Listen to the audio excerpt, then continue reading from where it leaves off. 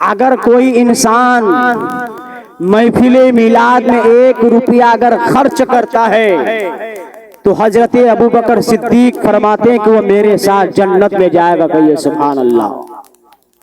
1 روپیہ اگر کوئی خرچ کرتا ہے، کتاب میں روپیے کی بات نہیں ہے، وہاں پر درہم لکھا ہوا ہے، لیکن آپ کو سمجھا رہا ہوں کہ اگر کوئی 1 روپیہ بھی اگر خرچ کرے گا اور وہ روپیہ خرچ جو کیا وہ میلاد مصطفیٰ میں جو خرچ کیا اس کا سبب بنا، تو حضرت ابوبکر صدیق فرماتے وہ میرے ساتھ جنت میں جائے گا. کہیے سبحان اللہ.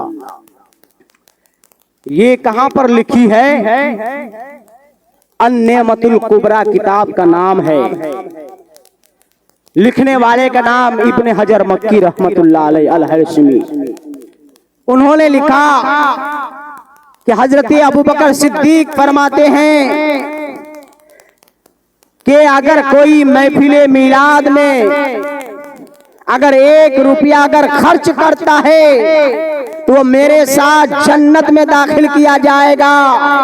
آج کچھ لوگ یہ کہتے ہیں کہ 1 روپیہ اور پھر حضرت ابوبکر صدیق کے ساتھ جنت میں، یہ کیسے ہو سکتا ہے؟ حضرت ابوبکر صدیق کی بہت ساری نیکیاں ہیں. انہوں نے ہمارے نبی کو کاندھے پر سوار کر کے لے کے گیا ہے. انہوں نے غار سور میں آقا کریم کی حفاظت کی ہے. وہ ان کی نیکیاں بہت نیکیاں ہیں. ان کے ساتھ کیسے کمپرمائز کیا جائے، ان کے ساتھ کیسے انسان 1 روپیہ خرچ کرنے کے بنا پر وہ جنت میں جا سکتا ہے. میرے آقا کریم کے پیارے دیوانوں، اب مجھے بتاؤ، جو لوگ یہ کہتے ہیں کہ 1 روپیہ خرچ کرو تو حضرت ابوبکر صدیق کے ساتھ جنت میں، یہ کیسے ہو سکتا ہے؟ یہ کیسے ہو سکتا ہے؟ حضرت عمر فاروق کی پوری زندگی کی نیکی اور حضرت ابوبکر صدیق کے 1 دن کی نیکی، ایک نیکی پورے نیکی پر غالب آ جاتی ہے. آخر کیسے ہو سکتا ہے؟ ہائے ہائے افسوس، آپ نے حضرت ابوبکر کو ہلکے میں لے لیا. اگر اسے آپ کو سمجھنا ہے، اگر اس روایت کو اگر سمجھنا ہے تو ایک روایت اور آپ کو سمجھنا پڑے گا، ایک حدیث اور آپ کو جاننی پڑے گی. جب ربیع الاول کا مہینہ آتا ہے تب تک ان لوگوں کے پیٹ میں درد ہونا شروع ہو جاتا ہے.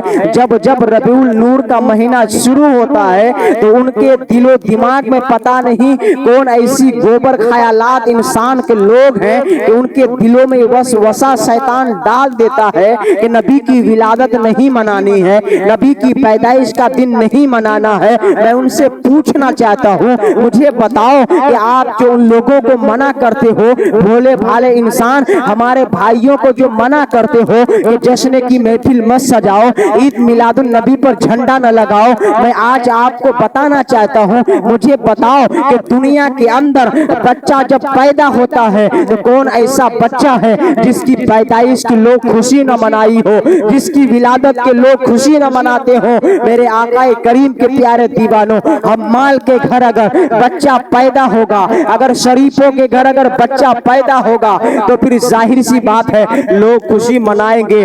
اگر زیادہ کوئی نہ منائے لیکن پھر بھی وہ بچہ کے ماں باپ خوشی ضرور منائیں گے. اگر وہ بچہ اور زیادہ پوزیشن والا ہے تو ان کا خوشیوں میں ان کا دادا دادی بھی شامل ہو جائے گا. اگر وہ بچہ اور پوزیشن والا ہے تو پھر ظاہر سی بات ہے اس کا پورا رشتہ دار خوشیوں میں شامل ہو جائے گا. لیکن ہاں، اگر وہ بچہ اگر کسی MLA یا MP کے گھر پیدا ہوگا تو ظاہر سی بات ہے پورا سماج ان کے خوشیوں میں شامل ہو جائے گا، پورا محلہ ان کے خوشیوں میں شامل ہو جائے گا. لیکن میں بولنا چاہتا ہوں، لیکن دنیا کے اندر کوئی ایسا بچہ نہیں جن کی ولادت کی خوشی نہ منائی گئی ہو.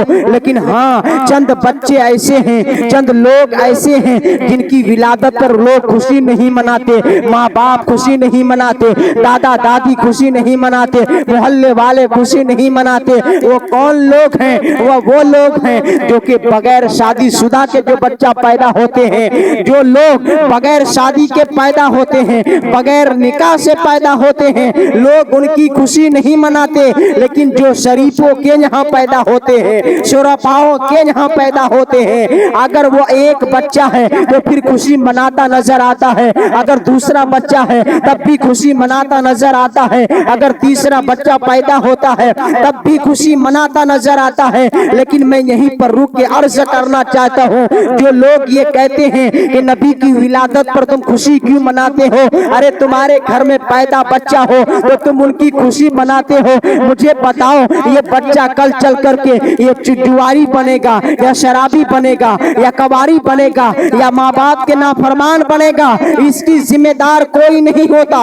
ये बात कोई नहीं जानता कि ये बड़े होकर के क्या बनेगा। लेकिन जब वो पैदा होता है तो लोग उनकी खुशी बड़ी धूमधाम से मनाते हैं। अब मुझे बताओ, जो कि पूरी दुनिया के लिए रहमत बन कर के लिए आया हो, जो कि पूरी दुनिया के लिए रहमत बन करके गरीबों का सहारा बन करके आया हो, जो कि पूरी उम्मत मुस्लिमा के लिए जो कि यतीमों का मावा बन करके आया हो। अब मुझे बताओ, अगर तुम जैसे के घरों पर अगर बच्चे की विलादत होती है तो तुम खुशी मनाती हो। जब हमारे आमना के घर में जब हमारे नबी की विलादत होती है तो मेरा दिल भी ये कहता है कि हम भी खुशी मनाए। अरे मेरा दिल तो क्या, बल्कि अल्लाह का कुरान कहता है, वो अम्मा भी नियामती रब्बी का फहदिस, तू अपने रब की नियामतों का खूब खूब चर्चा करो। और सबसे बड़ी नियामत अगर अल्लाह ने हम सबको अगर कोई ऐसी चीज दी है तो वो कोई और चीज नहीं बल्कि मुहम्मदुर रसूलुल्लाह ता फरमाया है। अगर कोई इंसान महफिले मिलाद में 1 रुपया अगर खर्च करता है तो हजरत अबू बकर सिद्दीक फरमाते हैं कि वो मेरे साथ जन्नत में जाएगा। कहिए सुभान अल्लाह। 1 रुपया अगर कोई खर्च करता है, किताब में रुपये की बात नहीं है, वहां पर दिरहम लिखा हुआ है, लेकिन आपको समझा रहा हूं कि अगर कोई 1 रुपया भी अगर खर्च करेगा और वो रुपया खर्च जो किया वो मिलादे मुस्तफा में जो खर्च किया उसका सबब बना तो हजरत अबू बकर सिद्दीक फरमाते वो मेरे साथ जन्नत में जाएगा। कहिए सुभान अल्लाह। ये कहां पर लिखी है? अन्नेमतुल कुबरा किताब का नाम है। लिखने वाले का नाम इब्ने हजर मक्की रहमतुल्लाह अलैह अल-हरशमी। उन्होंने लिखा कि हजरत अबू बकर सिद्दीक फरमाते हैं कि अगर कोई महफिले मिलाद में अगर 1 रुपया अगर खर्च करता है तो मेरे साथ जन्नत में दाखिल किया जाएगा। आज कुछ लोग ये कहते हैं कि 1 रुपया और फिर हजरत अबू बकर सिद्दीक के साथ जन्नत में, ये कैसे हो सकता है? हजरत अबू बकर सिद्दीक की बहुत सारी नेकियां हैं। उन्होंने हमारे नबी को कांधे पर सवार करके लेके गया है। उन्होंने गारे सूर में आका करीम की हिफाजत की है। वो उनकी नेकियां बहुत नेकियां हैं। उनके साथ कैसे कंप्रोमाइज किया जाए, उनके साथ कैसे इंसान 1 रुपया खर्च करने के बिना पर वो जन्नत में जा सकता है। मेरे आका करीम के प्यारे दीवानों, अब मुझे बताओ, जो लोग ये कहते हैं कि 1 रुपया खर्च करो तो हजरत अबू बकर सिद्दीक के साथ जन्नत में, ये कैसे हो सकता है? ये कैसे हो सकता है? हजरत उमर फारूक की पूरी जिंदगी की नेकी और हजरत अबू बकर सिद्दीक की 1 दिन की नेकी, एक नेकी पूरे नेकी पर गालिब आ जाती है। आखिर कैसे हो सकता है? हाय हाय अफसोस, आपने हजरत अबू बकर को हल्के में ले लिया। अगर इसे आपको समझना है, अगर इस रिवायत को अगर समझना है तो एक रिवायत और आपको समझना पड़ेगा, एक हदीस और आपको जाननी पड़ेगी, तब आपको समझ में आएगा। आपको बताना चाहता हूँ, सूरह यूसुफ की तफसीर उठा करके देखिए, इब्ने कसीर के अंदर ये बात मौजूद है। मेरे आका करीम के प्यारे दीवानों, जब के हजरत यूसुफ अलैहिस्सलाम का विसाल का वक्त करीब قریب آیا، یعنی کہ پردہ فرمانے کا وقت قریب آیا، اس کے بعد اپنے مصریوں سے کہا، اپنے لوگوں سے کہا کہ جب کہ یعنی کہ ان لوگوں نے ارادہ بنا لیا کہ جب حضرت یوسف کا انتقال ہوگا تو ان کا مزار جو ہے وہ پھر ہم اپنے محلے میں بنائیں گے، ان کا مزار جو ہے ہم اپنے گھروں کے بغل میں بنائیں گے۔ یہ اپنی تفریح کا ماحول ہو گیا، لوگ جو ہے اس طرح کی باتیں کرنے لگے۔ تو حضرت یوسف علیہ السلام کہتے ہیں میرا مزار جو ہے وہ دریا کے اندر بنے گا، کہ سبحان اللہ، میرا مزار دریا کے اندر بنے گا، اور دریا سے میرے مزار سے جو پانی لگ کر کے دوسرے کو ملے گا وہ پانی شفا یاب ہوگا، وہ پانی میں برکت ہوگا۔ اب مجھے بتاؤ، پانی کو بھی شعور ہے کہ کہاں پر لگنا ہے، کہاں پر بچنا ہے۔ اب مجھے بتاؤ، کیا دریا میں کوئی مزار بن سکتا ہے؟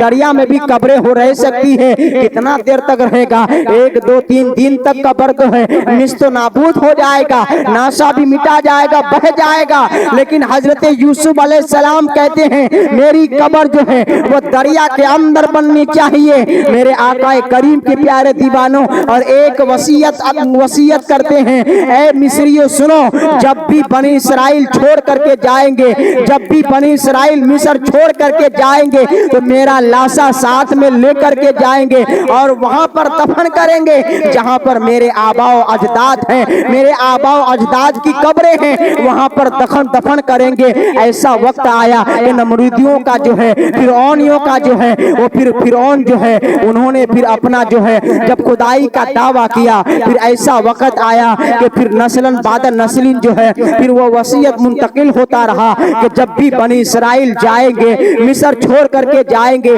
تو حضرت یوسف کا لاشا بھی ساتھ لے جائیں گے، اس لیے کہ وہ نبی تھے اور وصیت کر گیا، اور وصیت جو ہے نسلاً بعد نسلیں منتقل ہوتا رہا۔ اس کے بعد موسیٰ علیہ السلام کا دور آیا، اور آنے کے بعد حضرت موسیٰ علیہ السلام جب چھوڑ کر کے مصر جانے لگے، ان کے قوم جب جانے لگی، اس کے بعد خیال آیا پلٹ آتے ہیں، اور پلٹ آنے کے بعد آتے ہیں کہ حضرت یوسف علیہ السلام کو بھی مزار ڈھونڈنا ہے، اس کا لاشا بھی ساتھ لے کر کے جانا ہے۔ میرے آقا کریم کے پیارے دیوانوں، جب وہ واپس آتے ہیں اور اپنے قوم کے لوگوں سے کہتے ہیں اے مصریوں بتاؤ مجھے، اے بنی اسرائیلیوں بتاؤ مجھے، حضرت یوسف علیہ السلام کی قبر مبارک کہاں ہے؟ حضرت یوسف علیہ السلام کی قبر مبارک کہاں ہے؟ تو سارے لوگ وہاں پر خاموش تھے۔ اب توجہ چاہتا ہوں ان لوگوں کی جو لوگ کہتے ہیں کہ 1 روپیہ خرچ کرو تو جنت میں جانے کا دعویٰ کرنے لگتے ہو، آپ لوگ بولتے ہو کہ فلاں کتاب کے اندر ہو۔ اب یہاں پر غور سے سنو کہ حضرت موسیٰ علیہ السلام جب کہتے ہیں کہ اے موسیٰ علیہ السلام جب اپنے قوم سے کہتے ہیں کہ مجھے یوسف علیہ السلام کی قبر کا پتہ کوئی بتاؤ، تو کسی کو معلوم ہے تو مجھے بتاؤ، سارے لوگ چپ ہو جاتے ہیں اور کہتے ہیں کہ ہمیں اس کا پتہ معلوم نہیں، البتہ ایک بوڑھی عورت ہے اسے ضرور معلوم ہے، اسے ضرور پتہ ہے کہ حضرت یوسف علیہ السلام کی قبر مبارک کہاں پر ہے۔ تو چلتے ہیں، حضرت موسیٰ علیہ السلام اس بوڑھی کے پاس جاتے ہیں اور عرض کرتے ہیں اے بوڑھی ماں، ذرا حضرت یوسف علیہ السلام کی قبر کا پتہ بتا دیجئے۔ لوگ کہتے ہیں کہ آپ کو معلوم ہے وہ کلیم اللہ، اللہ سے باتیں کرنے والا موسیٰ علیہ السلام اپنی بوڑھی سے، اپنی بوڑھی عورت سے کہتے ہیں اے بوڑھی ماں مجھے بتا دیجئے حضرت یوسف کی قبر کہاں ہے۔ اتنا کہنے کے بعد وہ بوڑھی عورت جانتی ہیں یہ اللہ کا کلیم ہے، اللہ سے باتیں ہوا کرتا ہے۔ میرے آقا کریم کے پیارے دیوانوں، اس کے بعد کیا ہوتا ہے؟ وہ بوڑھی عورت کہتے ہیں مجھے پتا ہے کہ حضرت یوسف کی قبر کہاں پر ہے، لیکن بتانے کے بدلے میں توجہ چاہتا ہوں، اب وہ بات میں بولنا چاہتا ہوں کہ جو 1 روپیہ خرچ کرے گا حضرت ابو بکر کے ساتھ جنت میں جائے گا۔ اب سنو، وہ بڑھیا کہتی ہے میں قبر کا پتہ تو ضرور بتاؤں گی، لیکن میری ایک شرط ہے، میں آپ کے ساتھ جنت میں جانا چاہتی ہوں۔ मैं आपके साथ जन्नत में जाना चाहती हूँ। हजरत मूसा अलैहिस्सलाम कहने लगे, जब वो बूढ़ी औरत कहने लगी कि मैं आपके साथ जन्नत में जाना चाहती हूँ, मैं कब्र यूसुफ का पता तो बताऊंगी लेकिन आपके साथ जन्नत में जाना चाहती। हजरत मूसा अलैहिस्सलाम कहने लगे, ए बूढ़ी औरत, तुझे जन्नत में मैं दाखिल करवा दूंगा लेकिन मेरे साथ आने की बात न कर, लेकिन कब्र यूसुफ का पता बता दे, मैं तुझे जन्नत अता कर दूंगा रब से कह करके। लेकिन आका है करीम के प्यारे दीवानों, मैंने कहा ना, 1 रुपया अगर खर्च करोगे तो अबू बकर सिद्दीक के साथ जन्नत में जाओगे। आप कहेंगे ये कैसे हो सकता है? तो अल्लाह की रहमत बहुत बड़ी है, जिसे चाहे छोटी छोटी चीजों पर अल्लाह उसे बख्श देता है। अगर पकड़ने पर आए तो छोटी छोटी बातों पर पकड़ कर लेता है। मेरे आका है करीम के प्यारे दीवान, वो बुढ़िया कहने लगी कि हजरत मूसा अलैहिस्सलाम, मैं कब्र यूसुफ का पता तो बताऊंगी लेकिन इसके बदले में मेरी एक शर्त है, इसके बदले में मैं एक तमन्ना चाहती हूँ, मैं आपके साथ जन्नत में जाना चाहती हूँ। वह मूसा अलैहिस्सलाम कहने लगे कि मैं तुझे अल्लाह से बोल करके जन्नत दिला दूंगा, मेरे साथ आने की बात न करो। अब तवज्जो से सुनना, 1 रुपया खर्च करोगे तो अबू बकर सिद्दीक के साथ जन्नत में। और यहाँ पर बुढ़िया क्या कहती है, मैं कब्र यूसुफ का पता बताऊंगी लेकिन साथ में आपके साथ जन्नत जाना चाहती। अब मुझे बताओ, लेकिन हजरत मूसा अलैहिस्सलाम कहते हैं मैं तुझे जन्नत अता कर देता हूँ लेकिन फिर मेरे साथ आने की बात न कर। इतने में अल्लाह तबारक व तआला हजरत जिब्राइल को भेजता है और भेजने के बाद कहता है, ऐ जिब्राइल जा और मेरे कलीम से जाकर के कह दे, मेरे महबूब कलीम से जाकर के कह दे, अगर वो बुढ़िया तेरे साथ जन्नत में आने की मांग करती है तो आने के लिए तू कह दे, इसलिए कि तेरा बिगड़ता क्या है। अगर वो बुढ़िया तेरे साथ आना चाहती है तो आने के लिए बोल दे। और उतने में ऐसा होता है कि वो बुढ़िया को जाने की तमन्ना पूरी कर दी जाती है, वो शर्त पूरी कर दी जाती है। तो मैं कहना ये चाहता था, बताना ये चाहता था कि हजरत मूसा अलैहिस्सलाम के साथ में वो बुढ़िया जन्नत में किस एवज में जा रही है, वो इसलिए कि कब्र यूसुफ ये है, ये सिर्फ ये पता बताने के बुनियाद पर। अब मुझे बताओ, अगर मूसा अलैहिस्सलाम के साथ अगर वो बुढ़िया जन्नत में जा सकती है तो मुझे बताओ, अगर मुस्तफा का गुलाम, अगर गुलाम हो करके, अगर मुस्तफा का आशिक, अगर आशिक हो करके अगर महफिल मिलाद सजाए या झंडा लहराए या महफिल कराए और उसमें रुपया पैसा खर्च करे तो इसमें हजरत अबू बकर सिद्दीक के साथ जन्नत में जाने की इतनी कौन सी बड़ी बात है।